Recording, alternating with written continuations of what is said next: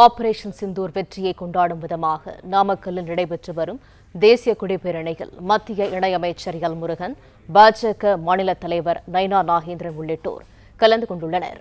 இது தொடர்பான கூடுதல் தகவல்களை தருகிறார் எமது செய்தியாளர் பரத்குமார். வணக்கம் பரத், விவரங்கள் என்ன?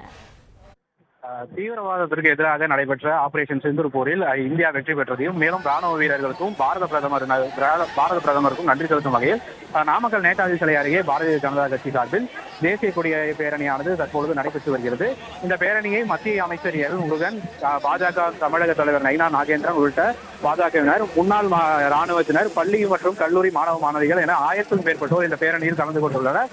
முன்னதாக பாஜக மாநில தலைவர் நைனா நாகேந்திரன் மற்றும் மத்திய இணையமைச்சர் எல் முருகன் ஆகியோர் நாமக்கல் பிரதான சாலையில் அமைந்துள்ள சுதந்திர போராட்ட வீரர் நேதாஜி சுபாஷ் சந்திர திருவுருவ சிலைக்கு மாலை அணிவித்து மரியாதையும் செலுத்தினர். அதனைத் தொடர்ந்து தியாகிகள் நினைவு தூணுக்கும் மரியாதையானது செலுத்தப்பட்டது.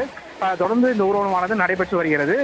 அதனைத் தொடர்ந்து இந்த தேசிய கொடி ஊர்வலத்தில் பாரத மாதா சிலை, ஆபரேஷன் சிந்தூருக்கு பயன்படுத்த ஏவுகணை மாதிரி உள்ளிட்டவை காட்சிப்படுத்தப்பட்டுள்ளது. மேலும் பெண்கள் மற்றும் கல்லூரி மாணவ மாணவிகள் ஆகியோர் தேசிய கொடியை ஏந்தி இந்த பேரணியில் சென்று வருகின்றனர். நாமக்கல் பிரதான சாலையில் நடைபெற்று வரும் இந்த பேரணியானது நாமக்கல் பழைய பேருந்து நிலையம் வழியாக பூங்கா சாலையில் நிறைவு பெற உள்ளது. அதனைத் தொடர்ந்து அங்கு அமைக்கப்பட்டுள்ள மேடையில் பாஜக மாநில தலைவர் நைனா நாகேந்திரன் மற்றும் மத்திய இணையமைச்சர் எல் முருகன் ஆகியோர் சிறப்புரையாற்ற உள்ளனர். தகவல்களுக்கு நன்றி பரத்குமார். பிளே ஸ்டோர் மற்றும் ஆப் ஸ்டோரில் இருந்து பாலிமர் செயலியை QR கோடு மூலம் பதிவிறக்கம் செய்யுங்கள். செய்திகளை உடனுக்குடன் பெறுங்கள்.